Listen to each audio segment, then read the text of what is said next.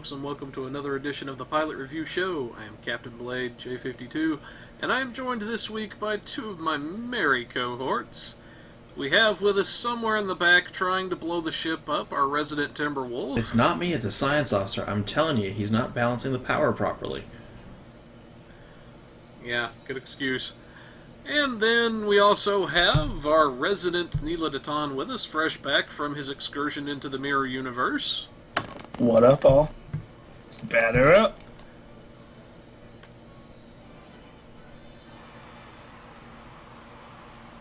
And this is what I put up with, folks.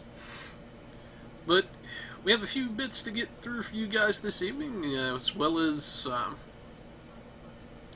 more information about a few of the new patrols coming, and the new box, as well as a couple of other things. So let's go ahead and get into this, shall we? First up, we have our mycelial network thing here. This is our new task force operation that's going to be coming through, where we're basically going in, we're shutting down Klingon probes that are gathering spores for Jula's weapon. This will be open to captains level 10 and above. So, yeah, going into the mycelial network. Thoughts from you guys?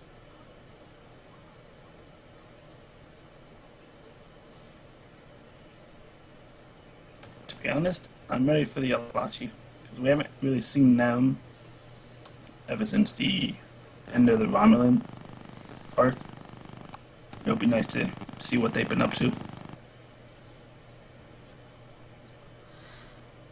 Yeah, Okay. I gotta agree with Neela. I mean, this is the first time we've seen the Alachi in what we can consider in-game content since the Iconian War, and that was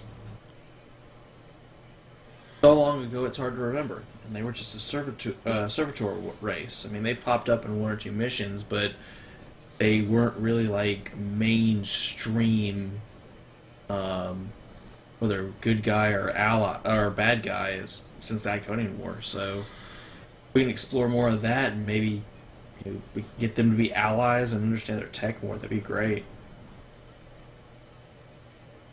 Okay. So I guess I can kind of agree with that. And then we have our for our next blog, we've got our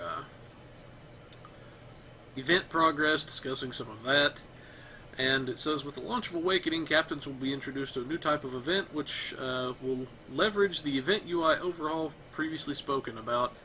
Now, this is the one where we can unlock the new Tier 6 Alachi ship. It gives a bit of a breakdown as to some of the progress we can get. The episode Beneath the Skin is going to be worth 45 progress. The Mycelial Realm TFO is going to be worth 30, and each of the patrols is going to be worth 15.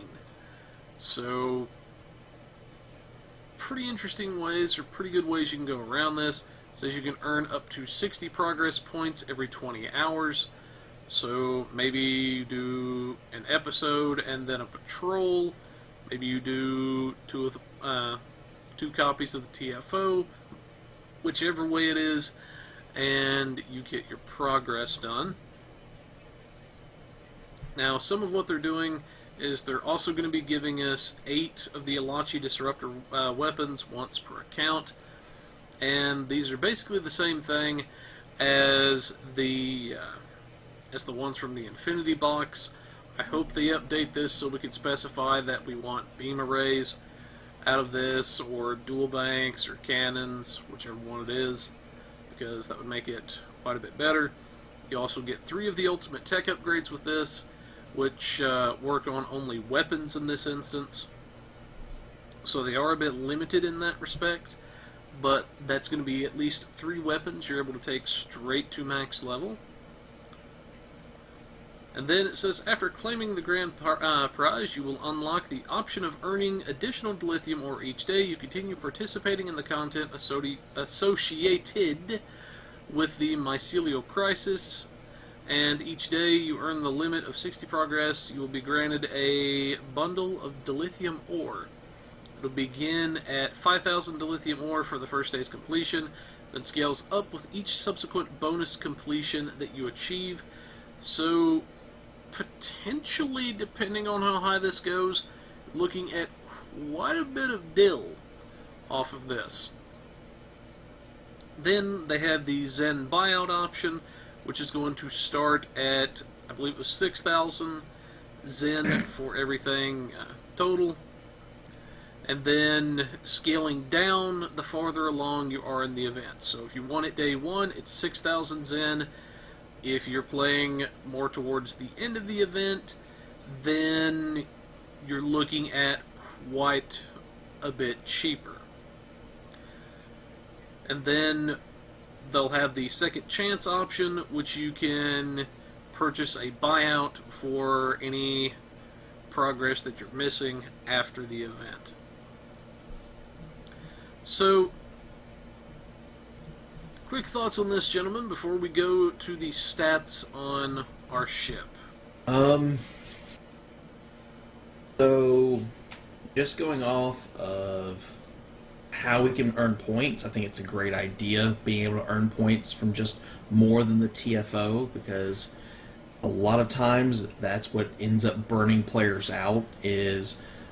It's typically a time-gated TFO where they're stuck in it from anywhere from 10 to 30 minutes for one token, which is the typical average. If you take away Crystalline Event and how they did Sumpec, which with Sumpec, with a good pug team, you can be in and out of the Sumpec event that we just did in just a few minutes.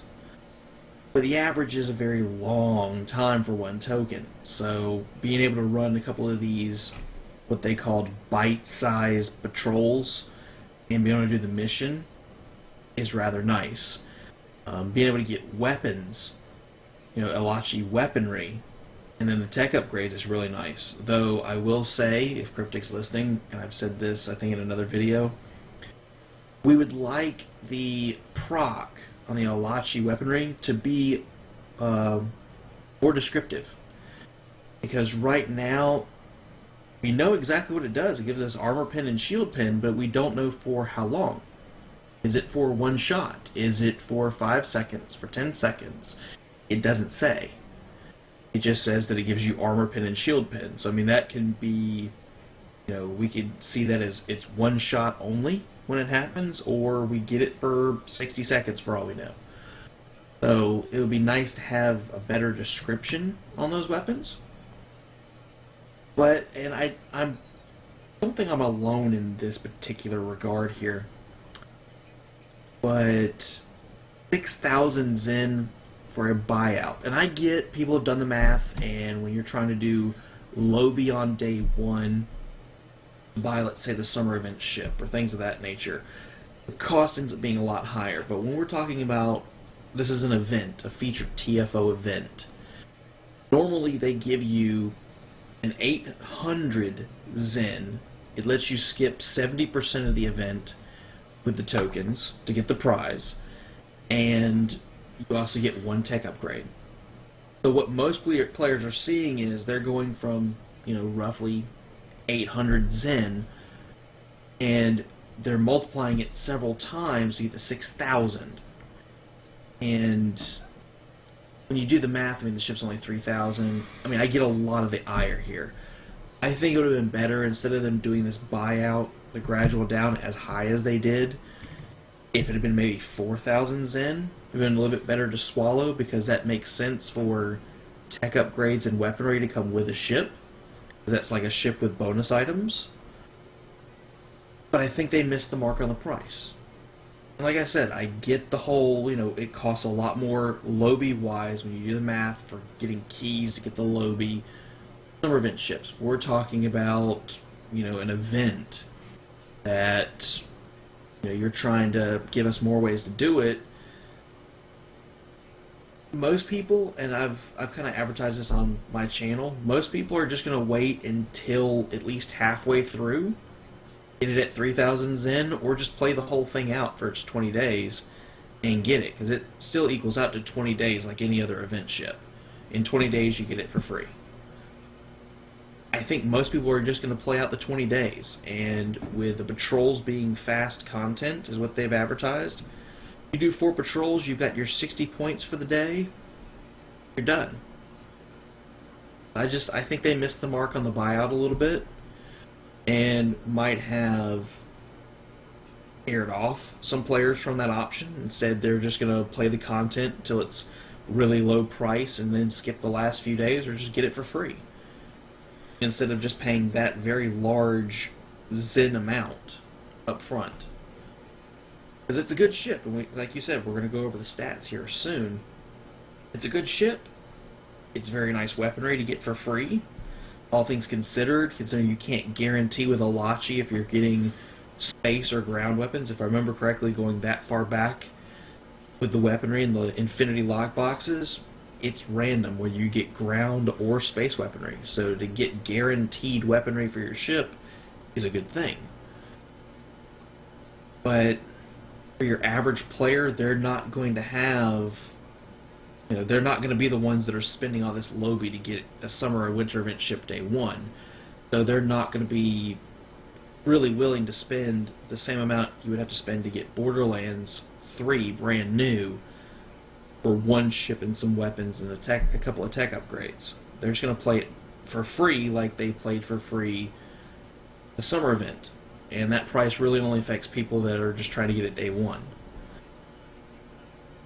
So I just think they missed the mark there, but other than that, I like what I get out of this prize. I just won't be reviewing this ship until day 20.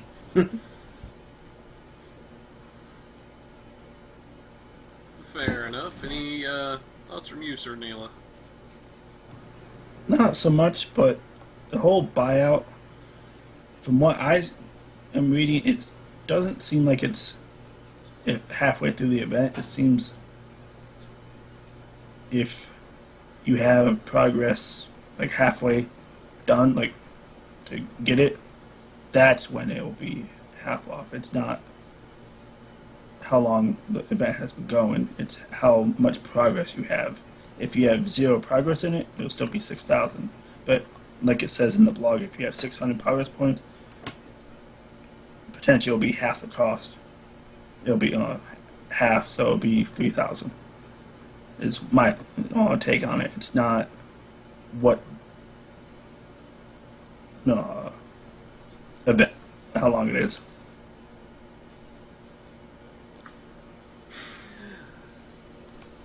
No, you made it sound, Timber, like it was the whole week, like not week, but whenever the event is close to being ended is when it goes cheaper.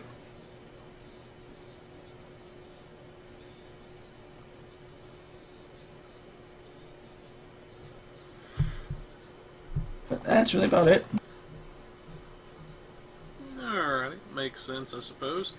So, since it kind of goes along with what we're saying, we'll come to the Vengeance model in just a moment. So, let's go ahead and look at our stats. So, for our ship here, it is considered essentially a battle cruiser. Has a hull modifier of 1, shield modifier of 1, a 5-3 layout, 5 forward, 3 aft, 3 device slots, 1 commander engineering seat, a lieutenant commander universal / intel, lieutenant commander universal, lieutenant universal, and ensign universal. Comes with 4 tactical, 5 engineering, and 2 science, 15 base turn rate, then it can load dual cannons, plus 10 to weapons, plus 10 to engines. Get the Alachi Rift jump, as well as Raider flanking. It comes with the cruiser commands of weapon system efficiency and strategic maneuvering, and it gets the frigate mastery package, along with the invasive maneuvers starship trait. Then for the Rift jump, when activated, your ship jumps into the mycelial space via an Alachi Rift. While in mycelial space, you will move at an accelerated pace relative to normal space. After a few seconds, you emerge back into normal space, gaining bonus weapon damage to your foes in your front arc for a short duration due to the surprise of your sudden movement and distortions caused by the rift. Also provides a passive boost to targeting expertise and starship energy plating, and can be equipped on any starship. Then for the trait, while it is slotted, your evasive maneuvers will be upgraded using Alachi technologies. When you activate it, you will perform an invasive scan on nearby foes, disabling vulnerable bridge stations for a short time, before phasing into mycelial space for a short duration. So, it seems like they're trying to upgrade a few abilities with this, but what's some of your guys' particular thoughts on this? For me, the Starship trait will be what I'm looking for, because using that evasive maneuvers and that upgrade evasive maneuvers will be a lot better, especially for a ship such as the Carthy that can't move as fast, and get from point A to point B will be a lot easier. I suppose I can see that. I know you're somebody that has messed around with Raiders a good bit, so I'm just curious, what is your thoughts as far as the actual ship itself and how it's set up?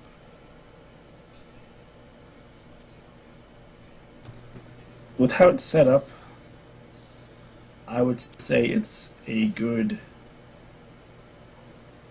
especially if you use this console, it'll be a good thing for maybe cannons.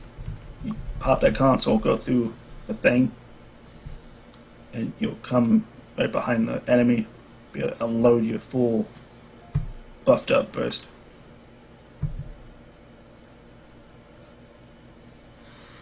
Okay.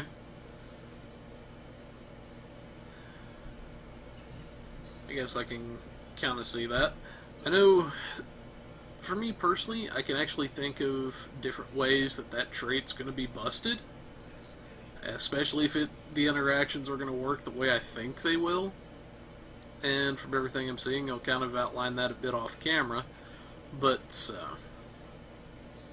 because I have some concerns that there's going to be some bugs. And if certain things work the way I think that they will, then yeah. Bugs? What bugs? There are no bugs here. Well, you know. A But bunch of sarcasm right there. Something like that. But I know for me, I'm actually surprised that they gave us a 5-3 layout ship with that much universal seating. I really am. Yeah. Because I think the closest to this potential BOF layout that I've seen would be something like the Jem'Hadar light battle cruiser, where I believe that one actually had 2 commander seats, if I'm not mistaken. I believe you were right. So you're looking at a ship like that. This thing, I mean, obviously you're going to have at least one dedicated seat, which in this case is the commander engineering. Okay, fair enough. That doesn't ruin the ship's potential or anything like that. And, you know, one dedicated seat, considering you're getting 4 universal seats, and 2 of them lieutenant commander level, that's a pretty huge deal. And not something I was expecting to see at all. No, because I think having that many universal will be able to let players be like, oh, I want more science, or more engineering, or more tactical.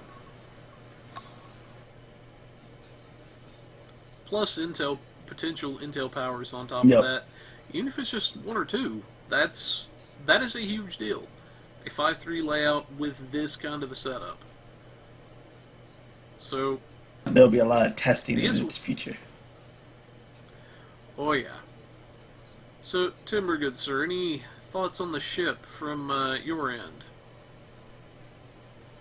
I mean, I had to bring up the blog again on it, but to me, it seems like they were trying to make a best of both worlds to appease people that want to do a lot more damage. I mean, you're basically giving them what would be a battle cruiser layout for weaponry with weapon system efficiency, which normally is very sought after for people that can't always plan on what their team is doing. So they're getting the weapon power cost reduction for themselves. They can broadcast it to others, but they get it themselves, along with raider flanking. So for someone like myself that's used to using a cruiser layout for weaponry, or battle cruiser layout, something I've got on my flight deck carrier, even, but you've got weapon system efficiency for the power cost reduction, and now I've got raider flanking that stacks with my intelligence tree flanking. It just seems like a lot of check marks on the box, and it looks like the big thing that is going to hold this ship back a little bit is survival, because it's only got a 1 for hull and shield, so it's very light on those modifiers. But in today's game, you can make up for that so easily. It just seems like a lot of positives are going for this ship. The trait and the console, those I have to wait to see what the numbers are to see, you know, if they're any good for at least my play style, or if they're going to work for the average player, in my opinion. I mean, hell, they could be great for the average player for all I know. But it's one of those things where it kind of seems like they checked off a lot of boxes, and I don't know. It was like, it'll get nerfed. I hate to say it like that, but it's one of those ones that seems like it's a little too good. There's bound to be a negative in there somewhere. It just seems too good. And I could be wrong, because the Rysian Corvette that they put out was a really good ship. That Corvette was a really good ship. It had a fantastic trait for the average player that really didn't have access to a whole lot from the C-Store and Lockbox and Lobby. That trait is freaking great. So this thing could be great as well. I just got my reservations. And fair enough, I suppose. But you heard it here, folks. We'll have this in the description for you guys. Be sure to check out the stats and everything for yourself, and be planning ahead, because, you know, hey, potentially free ship, everything. So I think folks will be satisfied with this particular ship once they get a hold of it. But moving along, we have our Vengeance model update. This is going to be coming with the new Kelvin lockbox, which, surprise, we're getting a new Kelvin lockbox. So this is from Thomas Marone, who worked on this a very good bit, and we can see some of the different materials in the blog. But yeah, any comments on our Vengeance material update, gents? About time. Yeah, that, and if you look at the first picture, just seeing the detail on the underside, finally, of a ship is amazing.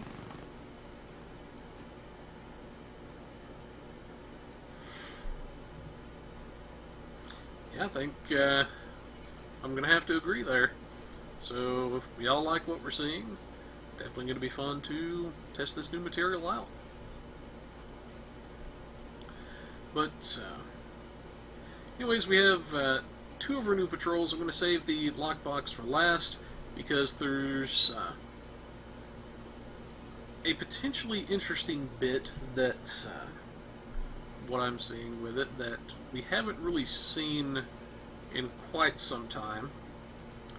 First up, we have the 9th Rule Patrol, where we're going to be dealing with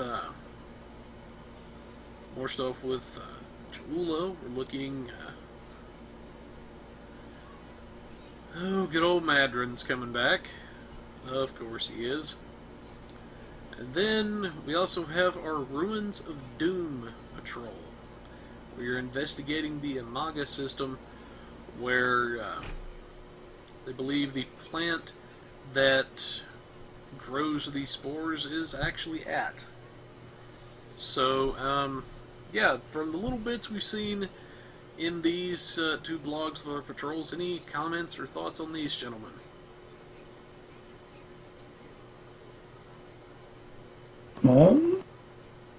For the ninth rule, being able to fly around with Kumarke again will be very nice. It'll be nice to see what she's been up to. Okay.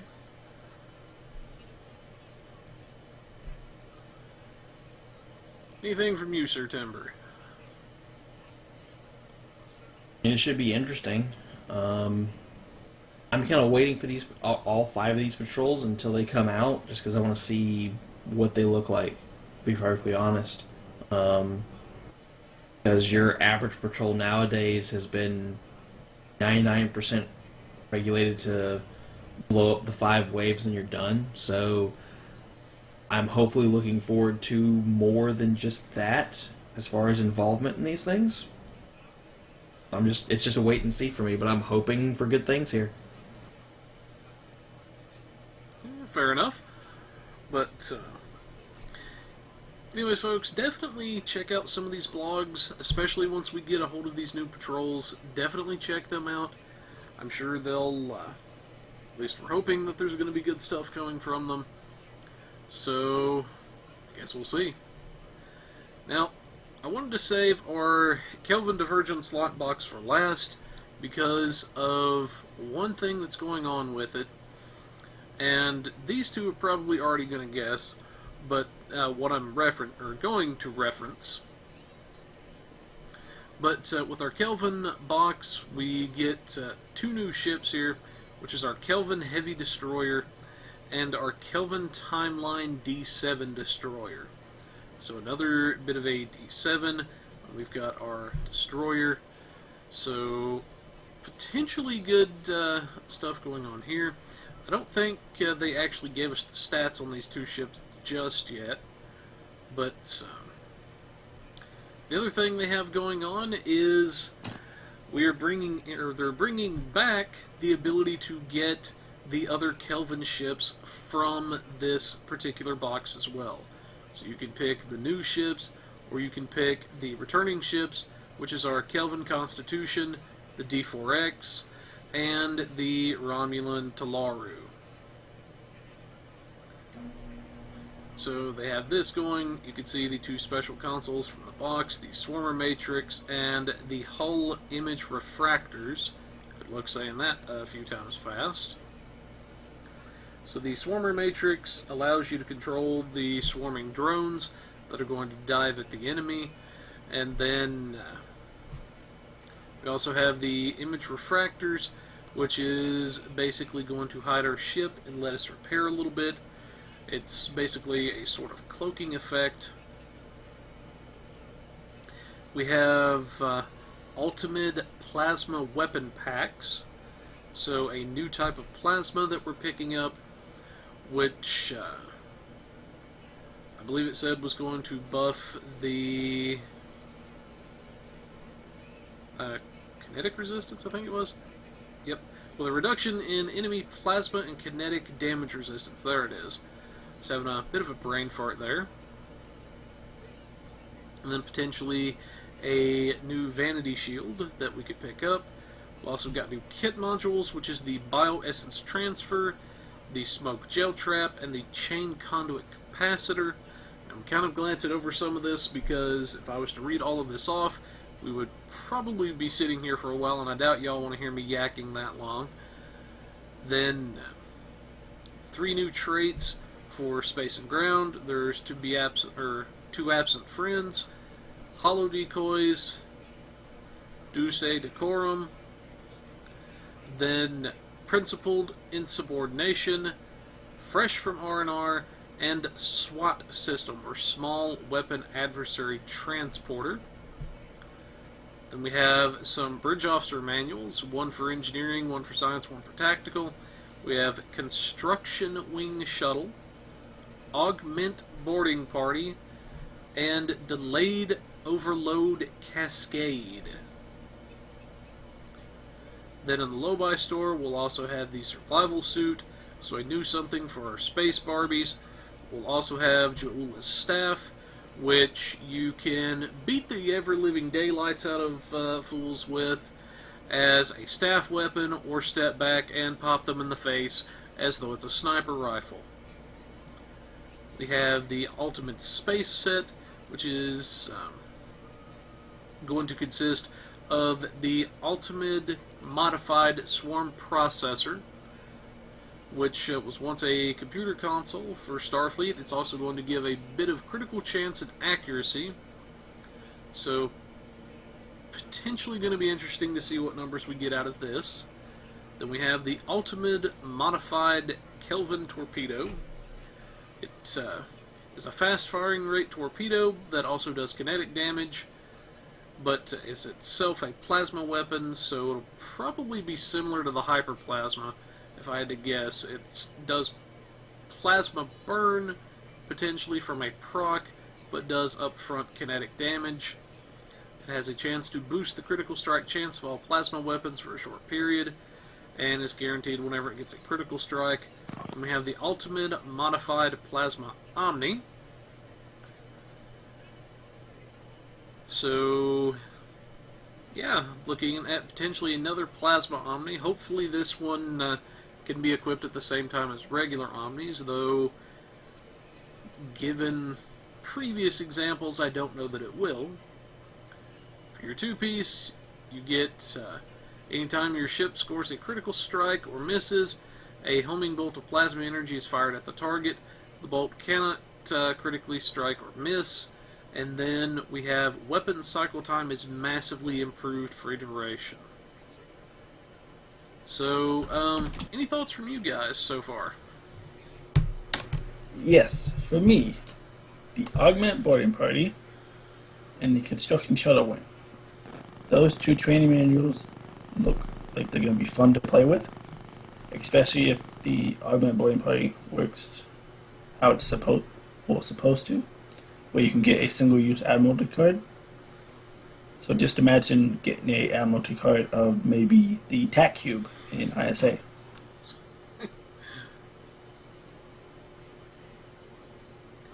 Yeah, that could be funny.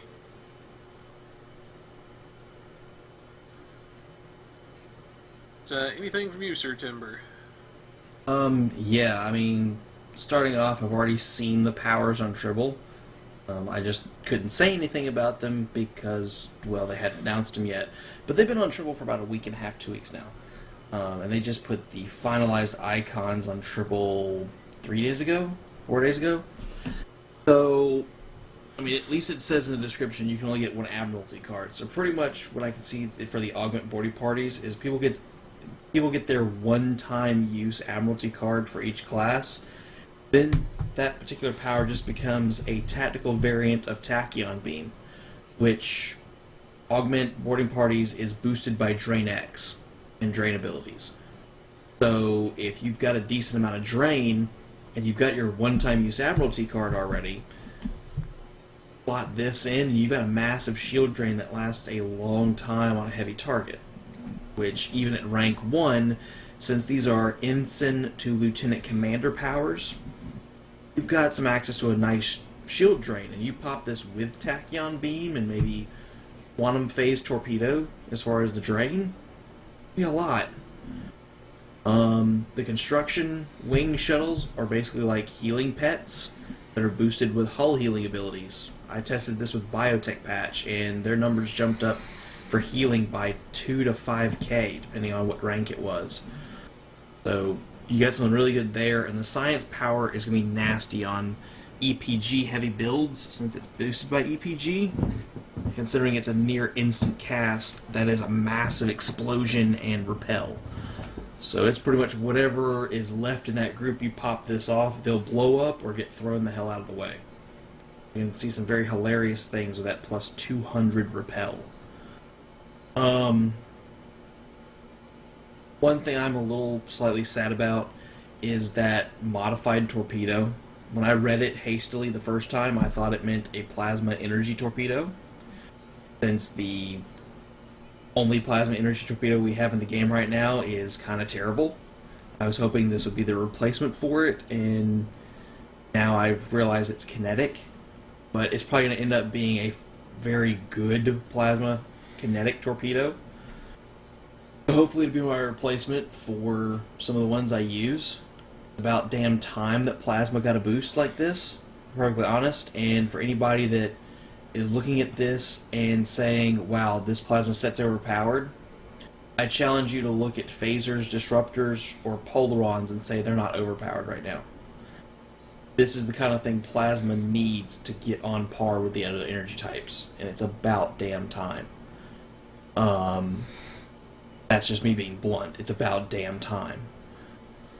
So I'm looking forward to these new plasma weapons in the lockbox, because now it's a plasma and kinetic damage resist, so you get enough of those in the build, you can probably have a decent chance of that proc going off, even though proc rates are low. My only thing was, I wish something like this would be a mission reward. I kind of wish that these kind of plasma boosts and plasma weaponry would be more mission rewards, so it's more accessible to more players. Because right now, with it being Lobby, it's going to be harder for the average player to get these. So, that's a sad face from me. As far as what I'm seeing out of this, very interested to see what the ships give us. More interested about all these things from Lobby and Lockbox. You know, Jayla's staff, that little video they gave us looks great as a melee weapon. Just very interested in a lot of these things that are dropping. And I hope to God that, you know, if they do work well, they're not going to get nerfed into the ground in week 2.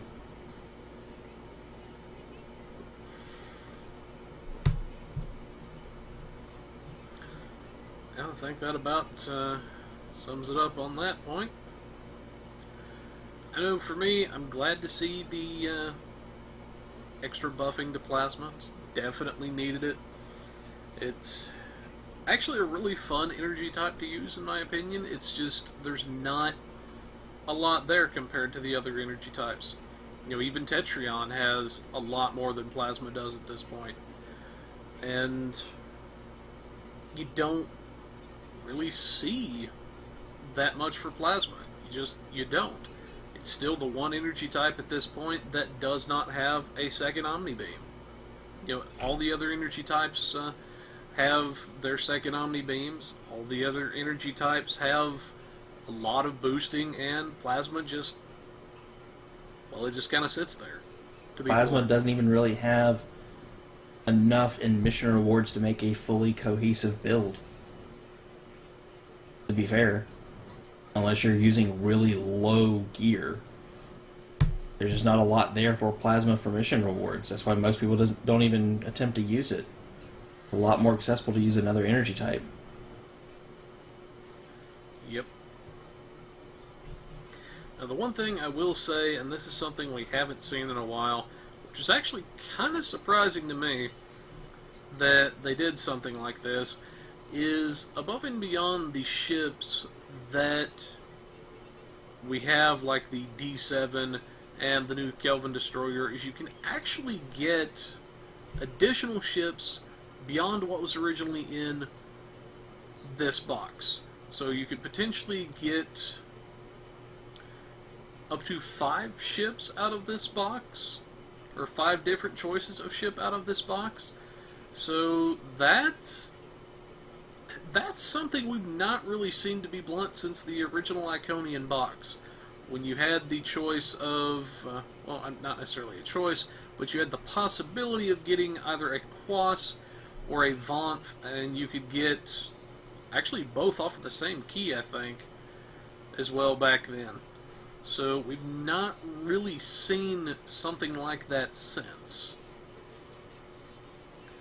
So that to me is kind of why I wanted to save this for last. It's something I'm actually glad to see because, you know, the other Kelvin Timeline ships are actually very good. So this is potentially going to add a bit more value to this box, in my opinion, is that you have a wider variety of ships to actually pick from. So hopefully we'll see how well these ships are going to perform, or get an idea of some of the builds we can do with them once we actually have the stats. Hopefully that's not going to be too much longer now, because it's coming up on, let's see, today's the 7th, so what, Tuesday? When it releases? If I'm not mistaken?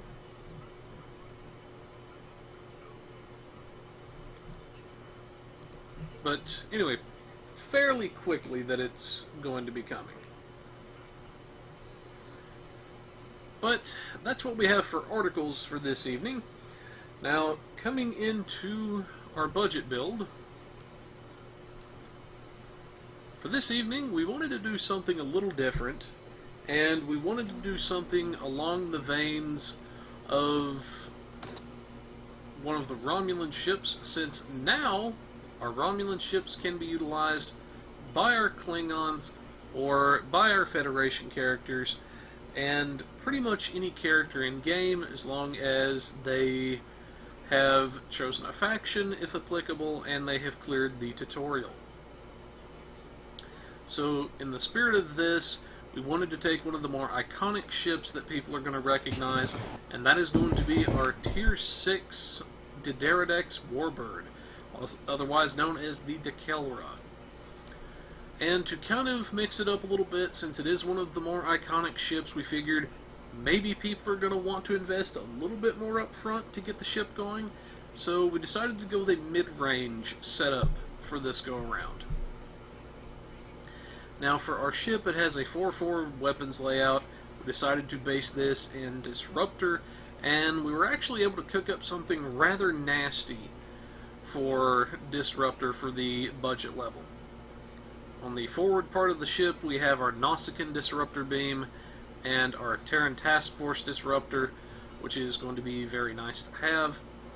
Then these two Infinity Symbol items, because they're not in the builder currently, are supposed to be the Dark Matter Torpedo and also our Disruptor Dual Bank from the Discovery Rep. We feel it's been a fair amount of time at this point, and we're going to start utilizing the Tier 6 items from the Discovery Rep. So, for those of you, if anybody's out there that's associated with Stowe Academy, can you guys pretty please get the Discovery Reputation items added in here? It would be very much appreciated. Then, for our aft weapons, we have the Resonant Disruptor Beam Array, the Romulan Disruptor Beam Array, the Heavy Biomolecular Turret, and the Martok Omni. So this is one instance where we were able to get a full set of weapons for our ship in this instance, and not really have to use anything less than Mark 12. So that's something very good. Now for our shields, our engines, deflector, and core, we're actually using two pieces of our Bajor defense set. We're using the shield and the deflector. This is going to give us our two-piece, which is going to buff our disruptors, which is going to be very nice. And there's a lot of two-piece and three-piece sets at play here with our disruptors. We'll take a look at those in just a minute. Then we have our Temporal Phase Overcharged Singularity Core, which is going to cut our cooldowns in half for the duration that its capacitor is active. So, very nice to have. Then we also used our Prevailing Innervated Engines in this instance. That's going to give us a 10% cooldown reduction on our Tactical Bridge Officer powers, as well as some other nice little benefits. So, a lot of potential offensive power with the ship here. For our device slots, you have 4 of them. We typically like to think of those as personal preference, because we don't like to assume what people have access to in this instance. But some of the ones we do like to recommend are the Subspace Field Modulator, which is going to give you essentially a neutronium alloy armor worth of resistances while it's active, as well as 15% defense rating. Now, the downside is it does debuff you for a minus 400 protonic damage resist rating. Now, there's not too many enemies that utilize protonic damage, but it is worth making a note of so you can know to be careful where and when you activate it.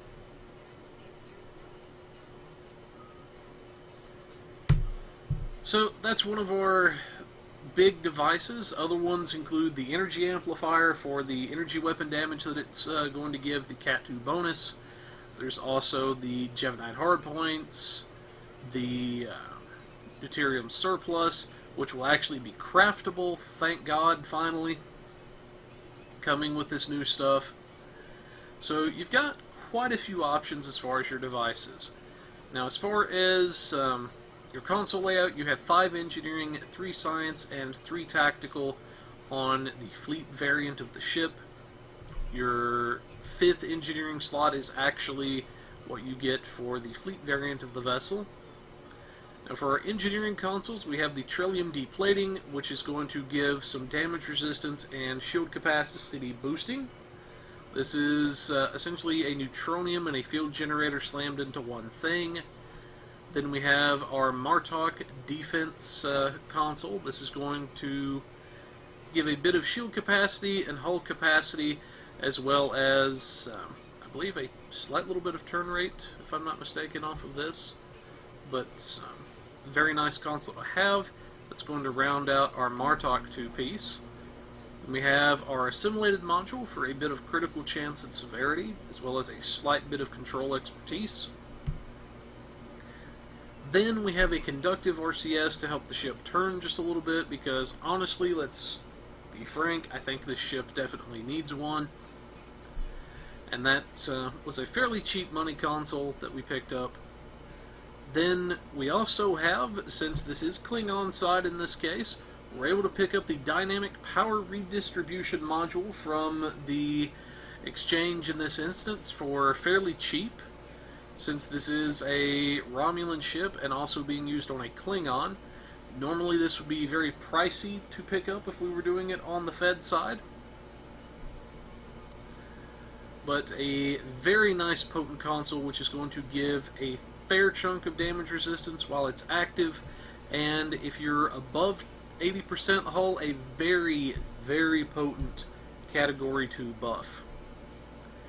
Then for our science consoles, we have the Nausicaan Siphon Capacitor, which is going to give a bit of EPS, as well as extra disruptor boosting.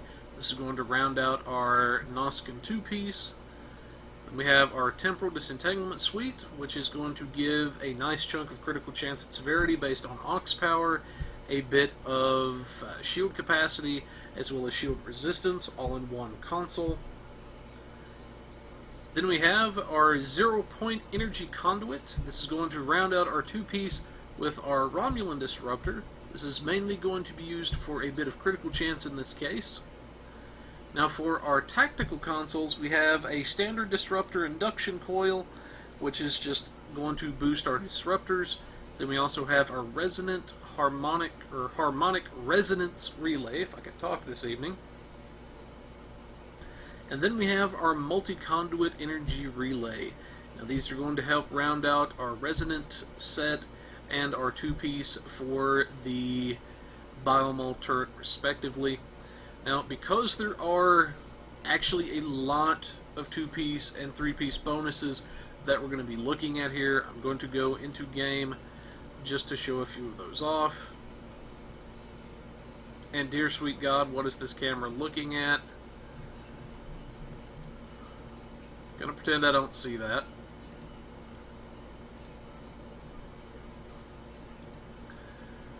But leave it to Neela. So, for those that are curious about the DPRM, since it's not normally a console that we use a lot on the budget builds, it gives a bit of damage resistance as well as directed energy damage as a passive. It gives 40% bonus damage while above 80% hull, 100 bonus damage resistance, and 500% hull regen. Now, whether or not you're above 80% hull, you will always at least get the defensive benefits from it. If you go back above 80%, you will get the damage boosting again. So this is a very powerful console to have that we picked up on our mid-range budget. Now for our House Martok, we'll pull this up. For your 2-piece bonus, you're going to be getting 2.5% critical chance as well as a bit of accuracy rating. Picking up that critical chance is going to be a very great thing to have on the budget end. That's normally not something that is in a great amount of supply at the budget level. For our Resonance set, the 2-piece bonus is going to give a bit of weapon system power, and the Resonance Disruption Wave increases energy damage dealt to shields by 15%, so you're essentially debuffing the enemy shields a bit. For our Nausicaan Disruptor, now the Nausicaan 2-piece isn't that terribly impressive in my opinion, but it is something we're going to get that's going to benefit us, and that's going to boost the disruptor damage dealt by the disruptor net, which is the hold that the beam can proc. Then for our Terran Disruptor, it's going to give some radiation damage as well as just being a nice overall weapon, so very potent. Then for our Romulan 2-piece, it is going to give 10% additional disruptor damage as well as a bit of EPS, which is always nice to have. So extra damage we can squeak out. Then, let's see, that is our siphon capacitor, so apparently I had 2 of those sitting there. So that's some of what we're going to get on that front for our major bonuses. Now the last one that we're going to benefit from is our Discovery 2-piece. Now this is from our Dark Matter Torpedo and the wide-angle dual bank in this case. And on crit, you get a 1% critical severity buff for 20 seconds that can stack up to 25 times. So if you're able to get a lot of critical hits, you could potentially, off of just those 2 things alone, squeak out an additional 25% severity, which is definitely not something to sneeze at. So the more crit you're getting, the easier it's going to be to build this up and to maintain it. So this is just going to get more potent as you gain additional crit. So that's what we have for our major set bonuses. Hope you guys can kind of see what we're going with here, trying to boost up as much as we can for some of our crit, as well as overall buffing our weapons. And that Dark Matter Torpedo is in fact the weapon that we chose to take to epic quality in this case. We always like to assume with our 30 million energy credit spending limit that we have enough dilithium to max out one single item, and in this case we chose our Dark Matter Torpedo for the knockdown power it's going to give. And then the last set bonus we have is our Biomolecular Turret. This is, when coupled with our Multi-Conduit, it's going to give 7.5% bonus disruptor damage, so that is a Cat 2 bonus, and that is the reason why we're having a turret in this case. Now, as far as our skills go, there is a slight deviation from our normal build, and I'll explain that in just a moment, but I'm not going to go into great detail as to why we picked all of the points that we did. I will touch base very briefly on the changes that we made because this is a warbird in this instance, but for those people that want to just copy a build and go, then take a quick look at this. We have a 16 engineering, 12 science, and 18 tactical point distribution. You can see our lieutenant level skills and lieutenant commander. Have our commander level skills, our captain, and then finally our admiral skills. Now, for those that want to know a bit more about why we pick most of the skill points we usually pick, we do have a video on the channel that you guys can check out. It is going to be slightly different from what you're seeing here, but only by about 2 points. Now, normally we have 2 points into our exotic particle gens to kind of round out this build a little bit, because we never really know a lot of the times what shape people's skills are going to be in. We don't really know what ships they have access to, so we typically recommend a well-rounded build, that way they can adapt to any situation. Now, where the difference lies is, instead of having 2 points in EPG, we took those additional points and we put them in the warp core, the improved warp core potential. That's going to give 2 additional power to each subsystem, and the warp core efficiency, which the lower our power levels are, the more of a bonus they're going to get, especially below 75 power. So that's one of the downsides that Warbirds have always had, is they have a bit less power when compared to other ships. Then for our specializations, we went with Intel Primary, Miracle Worker Secondary. This is going to give some nice offensive power, as well as balance that out with a bit of healing potential, because you can't DPS if you're dead. And it also sucks to die. Then, for our traits in this instance, this is where we spent a little bit of our EC in this case. For our personal space traits, we have Beam Barrage for free beam damage. No, there's Beam Barrage. The other one was Beam Training for free beam damage. Beam Barrage is also good damage. Now, we typically like to assume you've leveled at least one of the crafting schools as you've been bringing your character up. In this case, we assume it's beams, hence our Beam Barrage. Fleet Coordinator for a bit of free damage based on how many people are in your party. 2% minimum counting just you, up to a 10% maximum counting a full team of 5. Then we have the career-specific trait for engineers. If you are not an engineer, but you're still interested in utilizing this build, then swap out Grace Under Fire for your own career-specific traits, such as Last Ditch Effort, or the Photonic Capacitor for science. Then we have Elusive for free defensive value, which is going to make your ship harder to hit. Point Blank Shot for increased Category 2 energy damage the closer you are to the target, up to a certain maximum.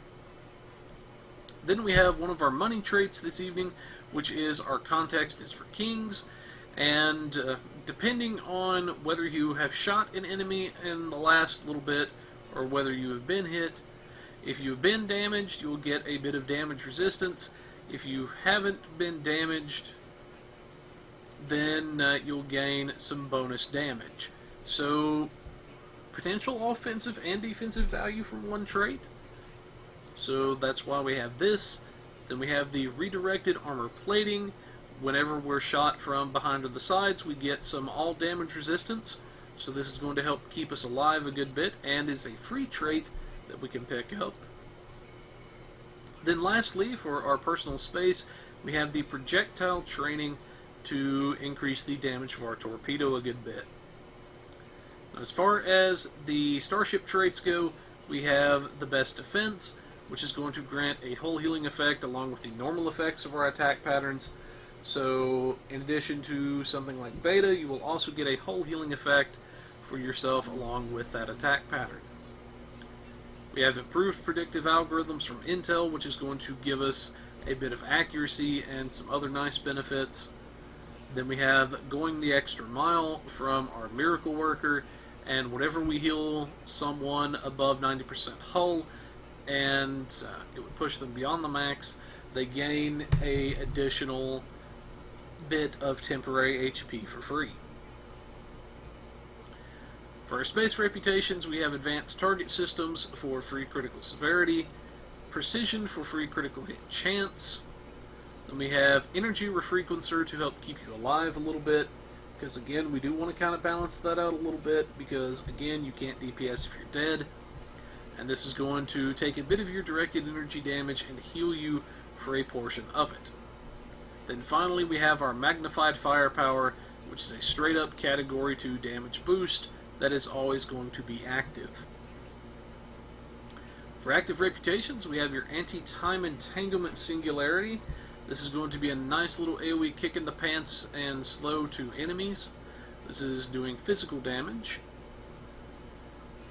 Then we have the biomolecular shield generator, which is going to reduce damage taken by your shields, as well as healing them a good bit while you remain inside the bubble. A nice little "oh crap, I'm going to die" button, which is your deploy sensor interference platform, which will poof up a little platform that will taunt enemies to itself until it is either destroyed or until the duration runs out, whichever of those two things happens first.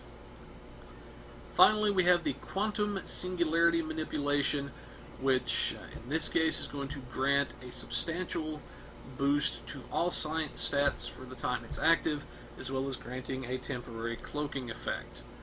To get a bit more bang for your buck out of your anti-time, which is a combination we always like to recommend, pop some of your exotic buffs first, follow with quantum singularity manipulation, and then drop your anti-time on foes, and you will get a lot more bang for your buck that way and for free.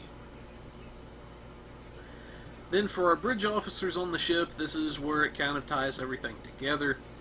You have a Lieutenant Universal, an Ensign Tactical, Lieutenant Commander Tactical / Command, Commander Engineering, and a Lieutenant Commander Science for your stations on the ship. Now for your Commander Engineering, we'll start there since it's the simplest one. We have an engineering team to heal the ship a bit, which is also going to purge viral matrix type effects. We have the emergency to engines, which can get you out of a few jams, a nice little get the heck out of dodge type of button. We have our emergency power to weapons, which is going to give a substantial category 2 buff while it's active, as well as some extra weapon power. Then for our last engineering power, we have Reverse Shield Polarity 3, which is going to recharge our shields in a pinch based off of incoming damage. For Lieutenant Commander Science, again, one of the simpler stations, we have a Science team, which is going to recharge our shields a bit, purging Science debuffs such as subnucleonic-based effects. Then we have our Hazard Emitters, which is a slight damage reduction while it's active, as well as heal over time, and purges things like the Borg plasma fires. Then for our last science power, we have a Gravity Well 1, which is going to be a nice little control effect that we can utilize to control some foes here. For our Lieutenant Commander Tactical / Command, we went with a tactical team, which is going to redirect our shields automatically, and also purge boarding parties. We have a rally point marker, which is going to purge quite a few debuffs from you, as well as heal you and anybody that's within it. So it's a nice little effect that you can pick up there. Then we have our Thaw 3, which is going to let us smack anything within range with a beam. Then for our Lieutenant Universal, we have a Torpedo Spread to take advantage of our Dark Matter Torpedo. We have our Attack Pattern Beta to let us cheese some extra damage and debuffs towards foes. And then when we just want that one particular dude to die more than the rest, we rounded it out with our Beam Overload, which is a very, very potent power now that it has been redone. Total cost you're looking at for the build, out of our 30 million EC, you're looking at about 12,200,000 EC. You are looking at to acquire all of the items, assuming you've hit tier 6 reps, and you've also unlocked the discounts. You're looking at just a hair over 60,000 dilithium. You're looking at about 8 days of build time, assuming only one tune is refining dilithium per day. So it is a little bit longer to build than some of our others previously. Again, this is a mid-range build, which typically assumes a bit more resources is going in compared to the bare-bones budgets we might normally do. So normally we assume 30 million EC, one item maxed out, but anyways, that's what we have for our budget build. Any thoughts from you, gentlemen, this evening? Comments?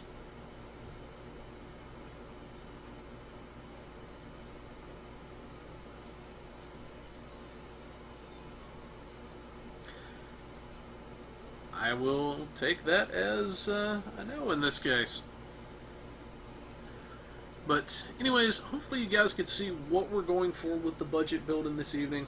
wanted to give something that has a nice bit of offensive power and a good bit of knockdown power, but as well as a bit of staying power as well, to be faithful to the Daredevil line. They're always portrayed as very potent, powerful ships on the show, and we wanted something that kind of reflected that a good bit.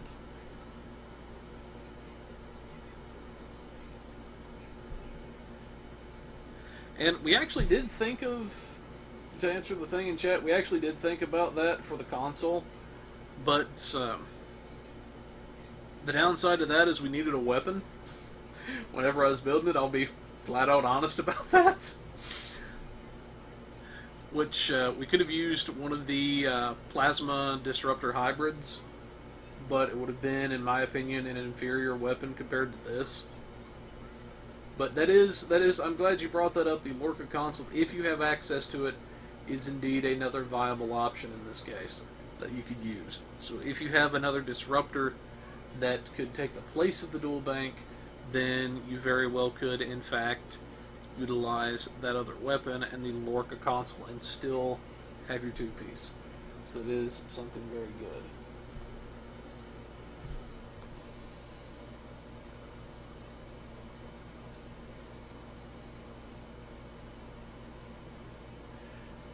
Oh, Lord. And Timber's breaking things again, I see. In chat. Nothing else is new. But, anyways, that's what we've got for a show this evening and whatnot.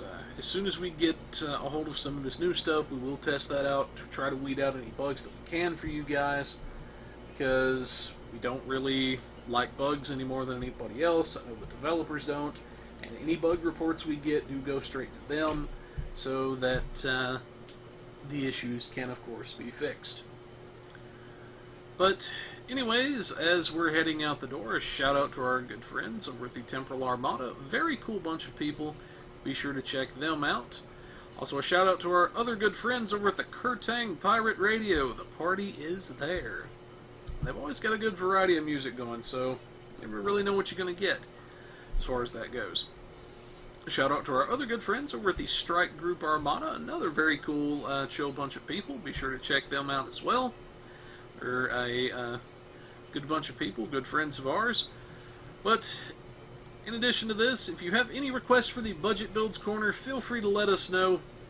You know, we do take requests, and let us know, hey, this is what we're looking for. We've got, I've got this particular ship, or I've really only got a bare bones budget, or maybe you're wanting something more mid-range, or perhaps even towards the higher end, and let us know what you're looking to do, and we'll help you out.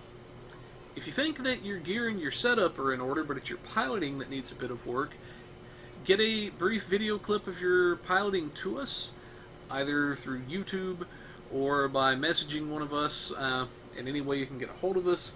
We'll check the video clip out, we'll offer some tips and tricks on how to improve, and perhaps even do a couple of runs with you to help you master it if you would like some help in that department as well. If you have any requests for the RP Corner, feel free to let Artie know. He does take requests on that. He might just talk about your topic on air. It could be anything from as minor as, what's his thoughts on this particular type of mob. Could be something, how would he set up a certain type of event, and he'll help you out on that. If you have any bugs, feel free to let us know. We will pass those directly to the developers of the game. They don't like bugs any more than you or I do, but